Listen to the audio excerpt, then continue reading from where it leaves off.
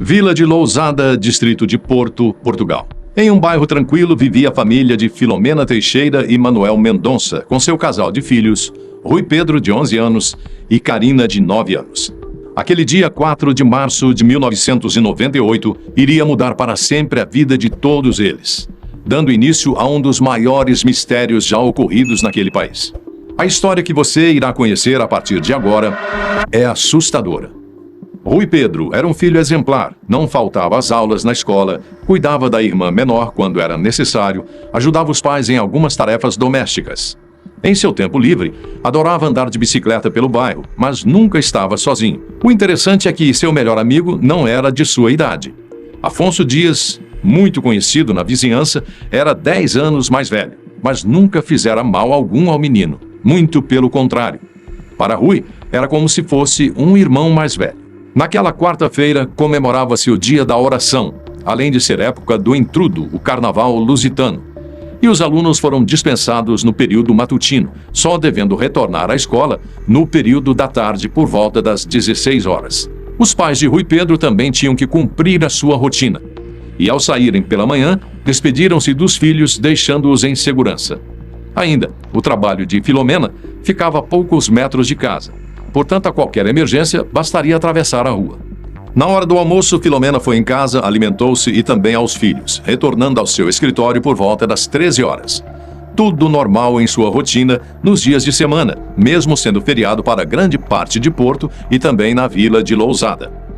Por volta das 14 horas, seu filho apareceu no escritório pedindo à mãe para andar de bicicleta com seu amigo Afonso. Disse que ficariam por ali mesmo, no bairro. No início, Filomena negou, como se o instinto dissesse. Desta vez, não. Mas acabou cedendo e o deixou ir. Às 18 horas, o telefone tocou. E Filomena ainda estava na autoescola, onde trabalhava. A voz do outro lado soava preocupada, perguntando o que havia acontecido, já que Rui Pedro não havia comparecido às aulas vespertinas naquela tarde.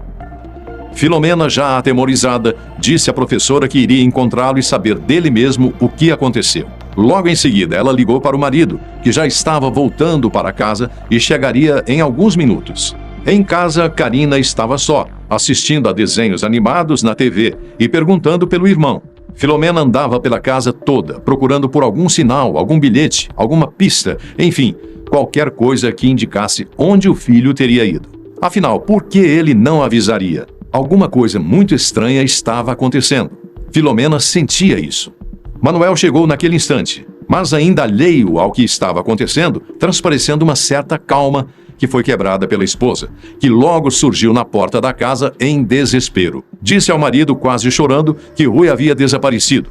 Ele pedia calma, enquanto Filomena, com a respiração ofegante, dizia que o filho havia sumido, que ele havia dito pela manhã que iria passear de bicicleta pelo bairro com o amigo Afonso, mas que não foi à aula vespertina sem avisar nada para ninguém. O casal primeiro decidiu procurar o filho pelas redondezas por conta própria. Começaram a perguntar às crianças da vizinhança se haviam visto Rui Pedro e um grupo delas disse ter o visto em um carro preto com Afonso dirigindo. Descobriram também que o carro era do irmão de Afonso e que este disse que iria levar o automóvel para uma revisão, o que na verdade não aconteceu. Agora eram 2 desaparecidos. O que havia acontecido? Resolvendo continuar com sua investigação pessoal em seu carro, Manuel entrava em cada avenida, cada rua e cada beco que fosse possível passar. Mas nada. Rui Pedro não estava em nenhum daqueles lugares. Era hora de irem à polícia. Vamos passar em casa mais uma vez, de repente ele já está lá nos esperando, sugeriu Filomena, tentando buscar forças em um fiozinho de esperança que ainda restava. Nada, nem sinal dele. Sem demora, uma vez que já passava das 21 horas, correram à delegacia de polícia mais próxima, que lamentavelmente não podia registrar a criança como desaparecida, devido ao pouco tempo passado desde que ele não havia retornado. Segundo o agente que os atendeu, teriam que esperar 24 horas para considerarem um desaparecimento. Mas, segundo disse o agente, se ele não voltar ainda esta noite, por certo amanhã iniciaremos as buscas logo cedo. Oficialmente, não existe em Portugal, nem mesmo no Brasil, um prazo mínimo para registrar o desaparecimento de alguém. O BO, ou boletim de ocorrência, deve ser feito o mais rápido possível.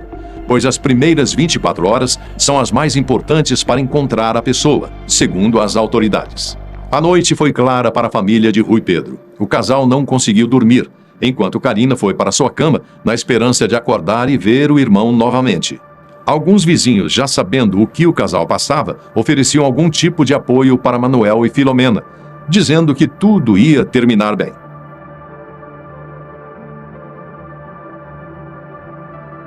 Nos primeiros raios de sol do dia seguinte, a polícia já estava em ação. Alguns agentes e policiais estavam na casa dos Teixeira Mendonça, enquanto outras equipes faziam buscas em um raio determinado da região de Porto. O encarregado pelo caso era o então inspetor João Rouxinol, que imediatamente pediu uma investigação mais aprofundada a respeito de Afonso Dias. No dia anterior, se você bem se lembra, algumas testemunhas disseram ter visto Rui Pedro, o grupo de crianças que disse ter visto dentro de um carro preto. Além deles, uma senhora também disse ter visto o garoto pouco tempo antes dele sumir. Ele estava em uma bicicleta rosa e conversava com alguém em um carro da cor preta. Pelas características, era o mesmo veículo do irmão de Afonso.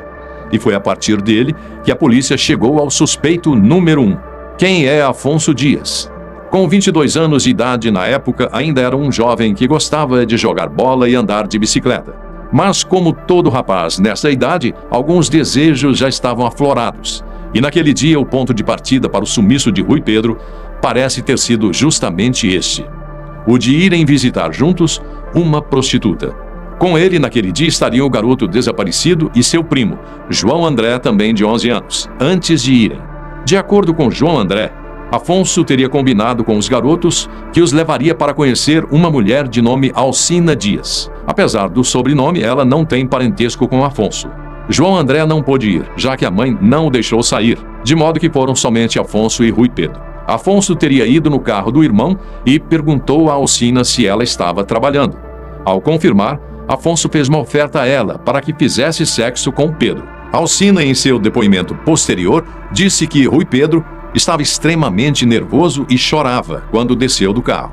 O garoto teria dito que Afonso teria forçado a ir até ela. Alcina também disse que tentou acalmar o garoto e perguntou se os pais dele sabiam que ele estava lá, no que ele respondeu que não. Em seguida, o garoto entrou no carro e partiu com Afonso. No depoimento, Alcina ainda falou que tentou dar seu depoimento outras vezes às autoridades, mas nunca conseguiu identificar Afonso Dias pelo nome. Somente em 2011, no tribunal, ela o identificou. No dia seguinte ao desaparecimento, a polícia chegou até Afonso e o levou para um interrogatório. Visivelmente, seu estado emocional estava à flor da pele, muito nervoso e parecia não dizer coisa com coisa. Porém, confirmou o fato de ter levado Rui Pedro para conhecer uma garota de programa, mas que devido à recusa do garoto, ele o teria deixado onde estava a bicicleta, próxima à casa do garoto. Essa informação, no entanto, era estranha, uma vez que a própria polícia já havia encontrado a bicicleta sem nenhum sinal de Rui Pedro. Afonso Dias também teria adicionado algo muito estranho em seu testemunho. "Vocês deveriam fechar as fronteiras", ele disse. Enquanto as investigações continuavam e o conhecimento sobre o caso ultrapassava os limites de Portugal, diversas testemunhas, a maioria comprovadamente falsas, surgiram. Em abril de 1998, o comentarista político Nuno Rogério viajou para a Euro Disney com a sua família e durante o passeio tirou várias fotografias. Uma dessas fotos mostra um garoto sentado atrás da família Rogério. Um garoto que supostamente se pareceria muito com Rui Pedro. Sentado ao lado do garoto está um homem de 40 anos vestindo uma jaqueta vermelha. A polícia portuguesa confiscou as fotografias para uma análise mais aprofundada. Mas nenhum progresso foi feito em relação a esse avistamento. Enquanto tudo isso acontecia, novos desdobramentos, inicialmente sem relação com o caso, aconteciam na Europa. Em setembro de 1998, mesmo ano do sumiço de Rui, foram mobilizadas dezenas de forças policiais europeias em uma operação internacional contra a pornografia infantil, em especial à procura de uma organização denominada The Wonderland Club, ou Clube do País das Maravilhas. Eles agiam em uma área da internet onde pouquíssimos têm a coragem ou condições de acessar, chamada Deep Web, uma parte da internet que não aparece em buscadores tradicionais e, por isso, é muito menos regularizada e fiscalizada. sendo reduto de várias atividades ilegais. A Operação Catedral, visando principalmente essa parte da rede mundial de computadores, resultou no confisco de mais de 750 mil imagens e vídeos, com mais de 1.260 crianças incluídas nas cenas de violência sexual. Das poucas crianças que foram identificadas, apenas 16 na ocasião, houve um tremendo choque. Rui Pedro estava entre elas. Apesar da euforia e da esperança terem chegado aos pais de Rui Pedro, nada pôde ser feito, pois não se tinha a mínima ideia de como, por quem ou onde aquela fotografia foi feita. No entanto, isso não freou as investigações. Na verdade, abriu-se um leque de casos não investigados ou ainda não solucionados sobre crianças desaparecidas. A mídia aproveitou ao máximo as descobertas e continuou a publicar fotos não só de Rui Pedro, como de outras crianças desaparecidas no país inteiro, enquanto episódios estranhos continuavam a acontecer pela Europa. O mais emblemático foi na Suíça, quando surgiu um relato horripilante. Um garoto supostamente foi ouvido falar em um restaurante em 2007 que teria sido raptado de sua cidade, Famalicão, também em Portugal, mas que ninguém o procurava. Esse episódio não foi levado ao conhecimento da família de Pedro, pois a polícia não achou que isso fosse relevante, o que gerou críticas do público. Ainda foi apontado que esse garoto poderia ser outro menino desaparecido 2 dias antes de Pedro, chamado Rui Pereira, garoto sobre o qual também nunca mais se teve notícias. Várias hipóteses surgiram: rapto, escravidão, homicídio ou até mesmo a chance do jovem ter tirado a própria vida. Pois é, àquela altura do campeonato, Rui Pedro já poderia não estar mais vivo. Mas isso também não era comentado com a família, o que não adiantava muito, já que a mídia não deixava em silêncio nenhuma teoria sobre o terrível assunto. O julgamento de Afonso, amigo adulto de Rui, teve início em novembro de 2011, mais de 10 anos depois do desaparecimento da criança. E somente em outubro de 2014, Afonso foi condenado com a pena de 3 anos de prisão pelo sequestro do menor. Uma pena considerada pequena, já que diversos fatores não foram levados em consideração pela justiça portuguesa, o que gerou bastante indignação popular. Em março de 2015, Afonso foi levado para a prisão, sempre negando ter feito algo de errado e dizendo que a culpa em tudo aquilo era da família de Rui Pedro. Ao longo de sua caminhada na prisão, Afonso teve a pena reduzida para 2 anos por bom comportamento, sendo libertado em março de 2017. Ao longo dos anos, o trabalho de jornalismo investigativo da repórter Ana Leal, do canal televisivo português TVI, manteve o caso Rui Pedro vivo na memória pública, frequentemente revelando informações antes mesmo das autoridades. A repórter seguiu diversas pistas, desde vídeos enigmáticos até imagens suspeitas de redes de pedofilia na Holanda e na Suíça. Para Ana Leal, o que se evidenciava era a negligência das equipes da polícia judiciária, somada à falta de vontade política para resolver o caso. Segundo suas palavras, a polícia andou a reboque da investigação da TVI, isto é, não fez mais do que apenas tirar conclusões das investigações que ela própria e sua equipe fizeram. Durante uma reportagem exibida pela rede televisiva SIC, o inspetor Luiz Borda d'Água afirmou que 2 fotografias obtidas em arquivos de pedófilos mostraram crianças semelhantes a Rui Pedro. Embora o reconhecimento fosse incerto, já que, em uma delas, o menino aparecia de olhos fechados. Mesmo assim, o Ministério Público descartou as imagens, classificando-as como pistas falsas. E a Polícia Judiciária declarou mais tarde não haver provas concretas para prosseguir com aquela linha de investigação. Em 2002, Ana Leal conseguiu acesso a uma foto perturbadora. Um menino amordaçado e com sinais terríveis de maus tratos, que a família reconheceu como sendo Rui Pedro. O material foi entregue ao Poder Judiciário e, a partir disso, o advogado Ricardo Sá Fernandes denunciou a passividade das autoridades europeias diante das redes internacionais de pedofilia e a incapacidade investigativa no âmbito internacional. A foto havia sido extraída do computador de um pedófilo assassinado e fazia parte de um acervo monstruoso de 60 mil imagens de abuso sexual infantil. Apesar de 14 pedófilos identificados dentro da rede de pedofilia a qual o suspeito fazia parte, as investigações pouco avançaram. Apenas um outro suspeito chegou a ser detido temporariamente, mas logo liberado por falta de provas contundentes.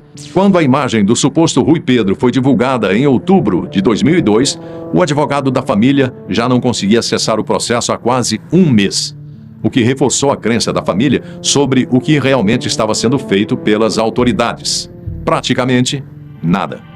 Mais recentemente, uma investigação do Correio da Manhã, publicada em maio de 2019, revelou que a Polícia Judiciária admitiu usar fotografias e informações estratégicas para confundir quem tentasse espalhar imagens falsas de Rui Pedro em sites de pedofilia.